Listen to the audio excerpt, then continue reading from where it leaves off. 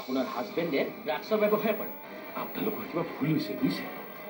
আমাৰ ঘৰত ড্ৰাগছ খোৱা মানুহ কোনো নাই।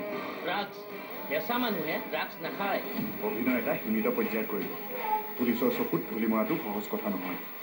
আৰু আপোনাক মই বহুত আগতে সকীয়াই দিছোঁ, কিন্তু আপুনি মোৰ কথা নুশুনিলে। ভুলটো মোৰেই। ছাৰে মোক অকণমান গুৰুত্ব দিলে বুলিহে মইনো কিয় তেনেকৈ ভাবিব লাগে?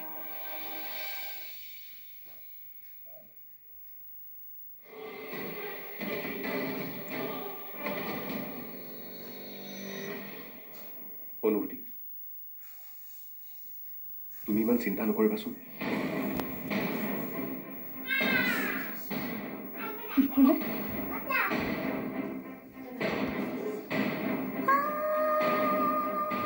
আপোনাৰ এনেকুৱা কথা এটা গম পোৱাৰ পাছতো মই কি চিন্তা কৰিব নালাগে?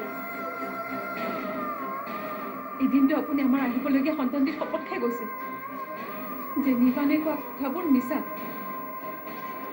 তেন্তে আজি কিয় সঁচা প্ৰমাণিত হ'ল? সঁচা প্ৰমাণিত এতিয়াও হয়। পুলিচে মাত্ৰ সন্দেহে কৰিছে। কিয় কৰিলে? এনেকুৱা এটা বেয়া কামৰ সৈতে জড়িত থকা বুলি পুলিচে কিয় সন্দেহ কৰিলে? এইবোৰ চব নিৰ্বাণৰ চক্ৰান্ত। ব্যৱসায়ত মোৰ লগত ফেৰ মাৰিব নোৱাৰি, এইবোৰ হিচাপ বদলাম উলিয়াইছে। কোনোবাই বদনাম উলিয়ালে পুলিচে এইবোৰ নকৰে, যদিহে পুলিচৰ ওচৰত কোনো প্ৰমাণ নাথাকে। পুলিচৰ ওচৰত প্ৰমাণ নাই। থকা হ'লে মইতো এৰেষ্ট হ'লো। মানুহবোৰে কিয় ইমান টাৰ্গেট কৰিলে মই বুজি নাপাওঁ। তাৰমানে কথাবোৰ সঁচা নহয়। কথাবোৰ 100%। কথাবোৰ যে মিছা। ৰৈ আছে কিয়? নকয় কিয়? কওক না, কথাবোৰ সঁচা নে মিছা?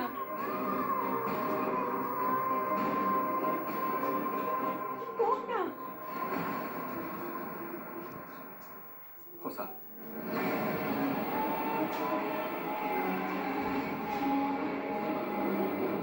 হয়, মই বিধানৰ ওপৰত প্ৰতিশোধ ল'বলৈ এইবিলাক কাম কৰিছিলোঁ। প্ৰতিশোধ ল'বলৈ আপুনি এনেকুৱা এটা কাম কৰিলে?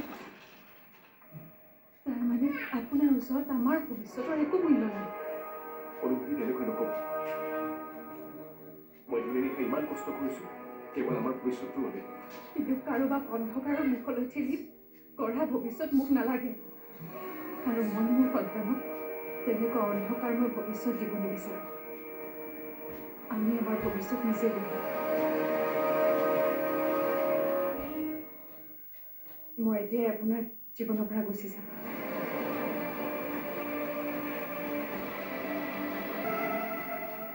তুমি এইবোৰ কি কৰিছা অনুভূতি?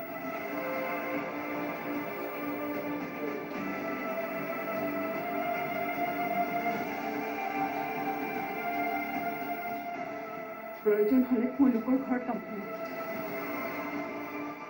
তথাপিও মোৰ সন্তানক আপোনাৰ এই পাপৰ চাপৰিবলৈ নিদিয়ে।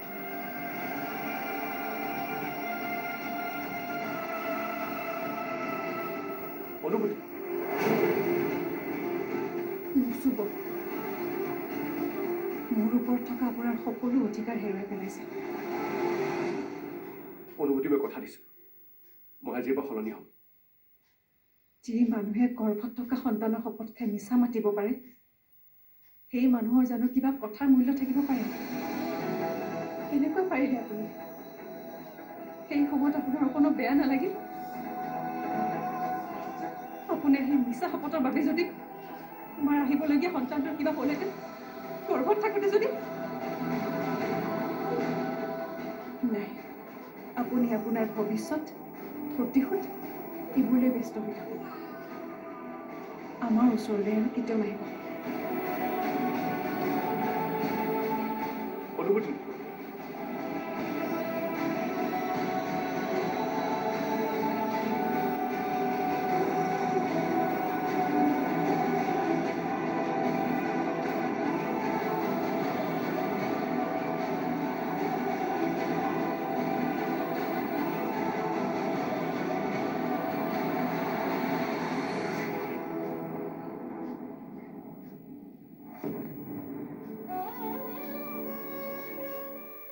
কি ভুল কৰিছিলোঁ মই?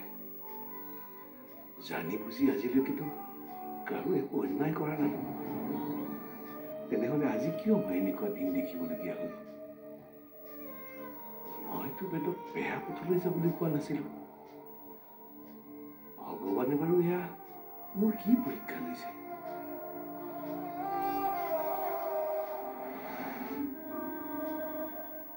ছাৰে মোক অকণমান গুৰুত্ব দিলে বুলিয়ে মইনো কিয় তেনেকৈ ভাবিব লাগে? যদি ছাৰৰ তোৰ প্ৰতি তেনেকুৱা একো ভাৱ নাছিলেই তেতিয়াহ'লে তোক গুৰুত্ব দিছিল কিয়? সদায় সদায় ঘৰত থবলৈ কিয় আহিছিল? ছাৰটোতো অফিচাৰ মানুহ, তেতিয়াহ'লে তোৰ লগত কিয় ফুচকা খাবলৈ গৈছিল? কোনোবাই গুৰুত্ব দিলে আমি ছোৱালীবোৰে ভাল পাওঁ, ক'ব নোৱাৰাকৈ আমাৰ আন্তৰিকতা ভাৱ জাগি উঠে। এইবোৰ কথাটো ছাৰে ভাবিব লাগে। ঐ ছোৱালী, আকাশত চাং পাতিবলৈ নাযাবি, কৰিলে কঁকালে মূৰে ভাগিব।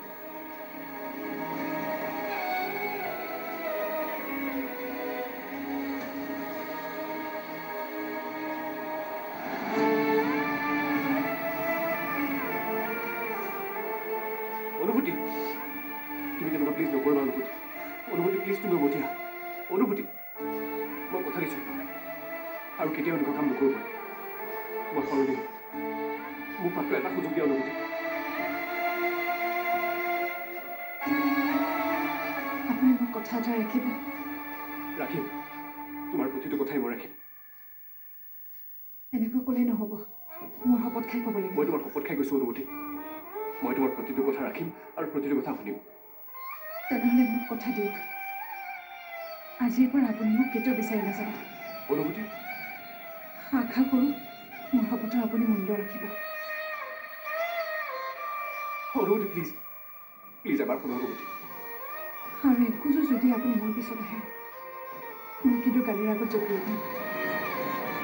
মোৰ গৰ্ভত থকা সন্তানটি আৰু মই একেলগে কিন্তু এই পৃথিৱীৰ পৰা আঁতৰি যাম। আৰু যদি সেয়া হোৱাটো আপুনি নিবিচাৰে, প্লিজ প্লিজ মোৰ পিছত নাহিব।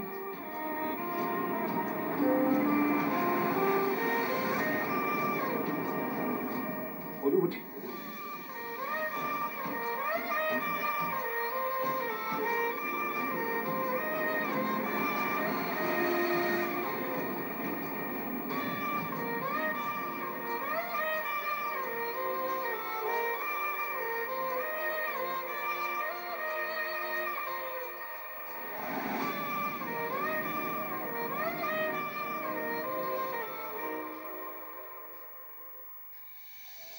সি বাৰু সঁচাকৈ এইবোৰ কামৰ লগত জড়িত আছেনে?